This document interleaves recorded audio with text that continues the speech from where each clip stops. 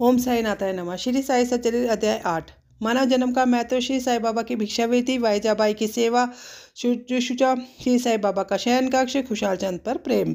इन अध्याय पर हम बात करेंगे। जैसे कि गत अध्याय में कहा गया है कि अब श्री हेमाड़पंत मानव जन्म की महत्ता को विशेष रूप में समझाते हैं। श्री साई बाबा किस प्रकार भिक्षा उपार्जन करते थे, बाईजाबाई उनकी किस प्रकार सेवा शुश्रूषा करती थी, वह मस्जिद में तत्क होते और महासपति के साथ किस प्रकार शयन करते तथा खुशहाल चंद पर उनका कैसा स्नेह था, इसका वर्णन आगे किया जाएगा। मानव जन्म का महत्व।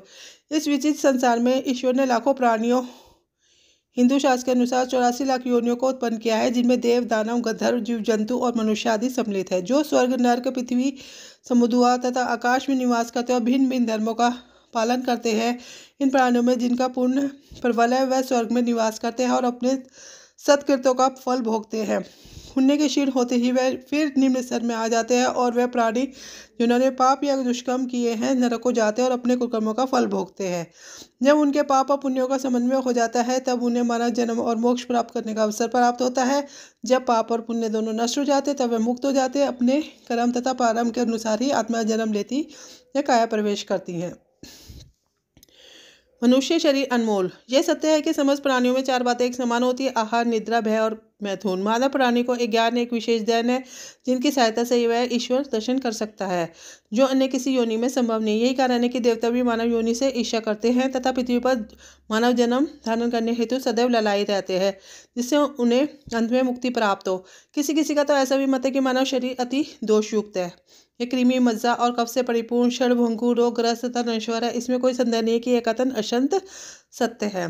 परंतु इतना दोषपूर्ण होते हुए भी मानव शरीर का मूल अधिक है, क्योंकि ज्ञान की प्राप्ति केवल इसी योनि में संभव है। मानव शरीर प्राप्त होने पर ही तो ज्ञान प्राप्त होता है। यह शरीर नश्वर और विश्व प्रवर्तनशील है, और इस प्रकार धारणा कर इंद्रिय जन्य विषयों को तिलांजलि देकर तथा सत असत व विवेक कर ईश्वर साक्षात्कार किया जा सकता है।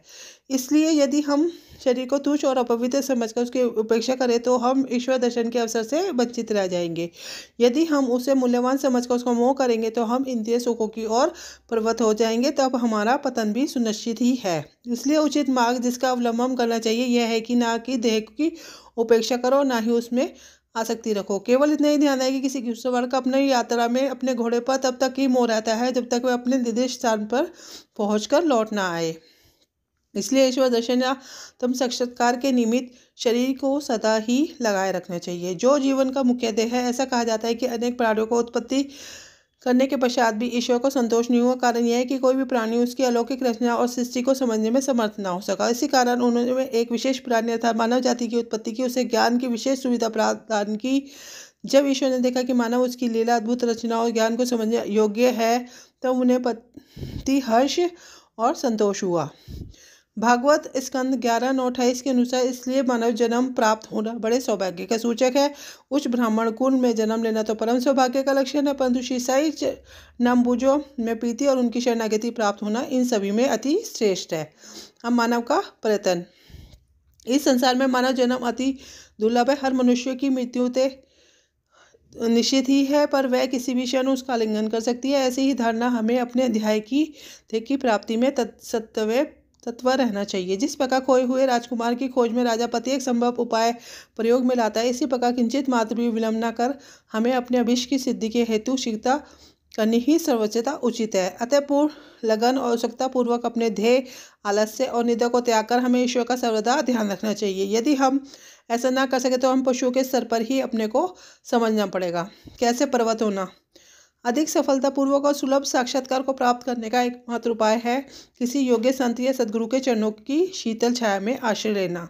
जैसे कि ईश्वर साक्षात्कार हो चुका हो, जो लाभ धार्मिक व्याख्यानों के श्रवण करने और धार्मिक ग्रंथों के अध्ययन करने से प्राप्त नहीं हो सकता, वह इन उच्च आत्मज्ञानियों की संगति से सहज ही प्राप्त हो जाता है। जो प्रकाश हमें सूर्य से प्राप्त होता है, वैसा ही विश्व के समस्त तारे भी मिल जाए तो नहीं दे सकते। इसी प्रकार जिस आध्यात्मिक ज्ञान की उपलब्धि हमें सद्गुरु की कृपा से प्राप्त होती है, वह ग्रंथों उपदेशों से किसी प्रकार संभव नहीं है।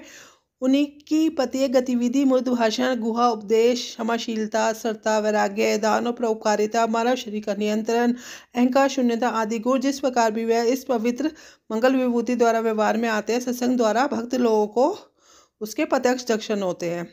इससे मस्तिष्क की जागृति होती है तथा उत्तरोत्तर आध्यात्मिक उन्नति होती रहती है। श्री साईं बाबा इसी प्रकार के एक संत या सदगुरु थे। यद्यपि वे प्राय से एक फकीर या अभिनय करते, परंतु वे सदैव आत्मलीन रहते थे। वह समस्त प्राणियों से प्रेम करते, उनमें भगवत दर्शन का अनुभव करते थे। सुखों का उनको कोई भी आकर्षण न था, ना वे आपत्तियों से विचलित होते थे। उनके लिए अमीर और फकीर दोनों ही एक समान थे।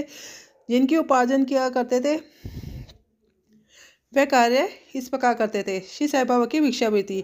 शिरडी वासियों के भाग्य की कौन कल्पना कर सकता है, जिनके द्वार पर ब्रह्मा भिक्षु के रूप में खड़े होकर पुकार करते थे और साईं एक रोटी का टुकड़ा मिले और उसे प्राप्त करने के लिए अपना हाथ फैलाते थे। एक हाथ में वह सदा टमरेल लिए करते थे और दूसरे हाथ में झोली।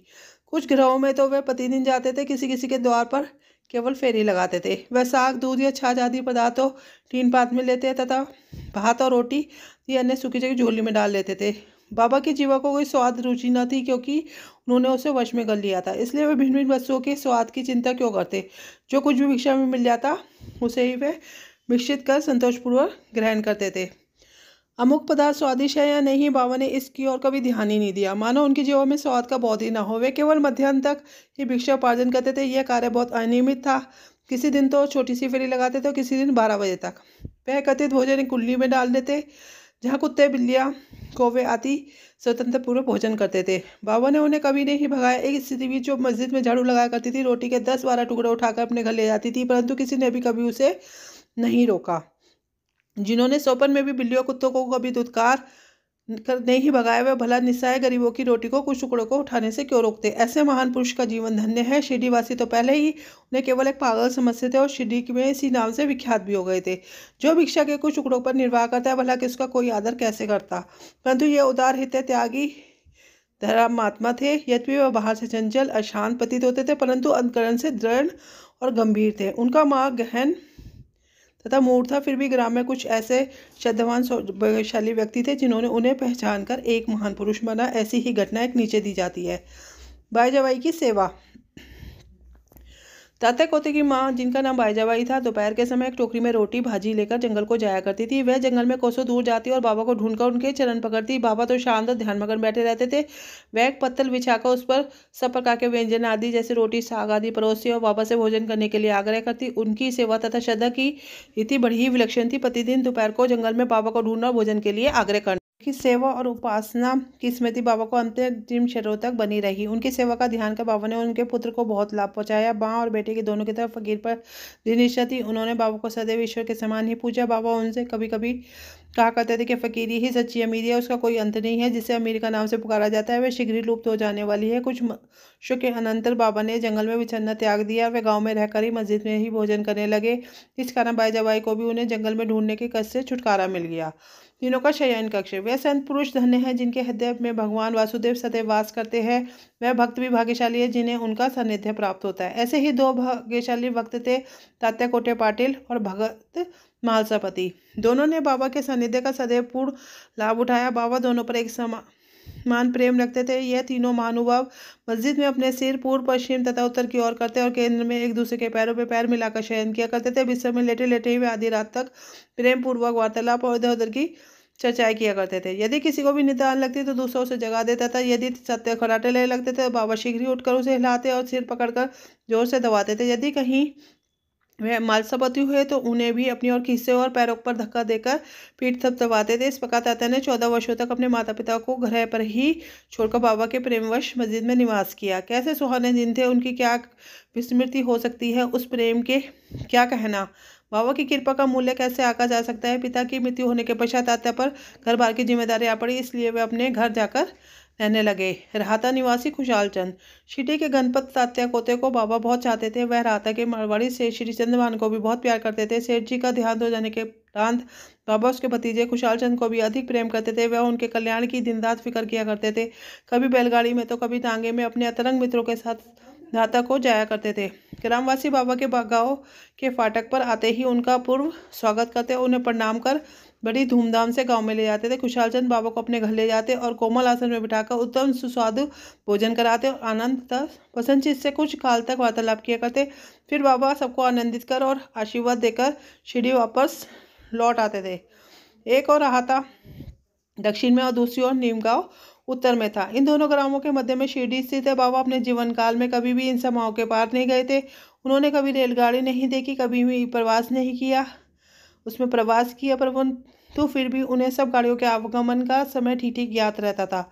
जो भक्तगण बाबा से लौटने की आज्ञा मानते और जो दर्शन कर चलते हुए कुशलतापूर्वक घर पहुंच जाते थे, परंतु उसके विपरीत जो अवज्ञा करते उन्हें दुर्भाग्य दुर्घटनाओं का सामना करना पड़ता था। इस विषय में संबंधित घटनाओं और अन्य विषयों का अगले अध्याय में विस्तारपूर्वक वर्णन किया गया है।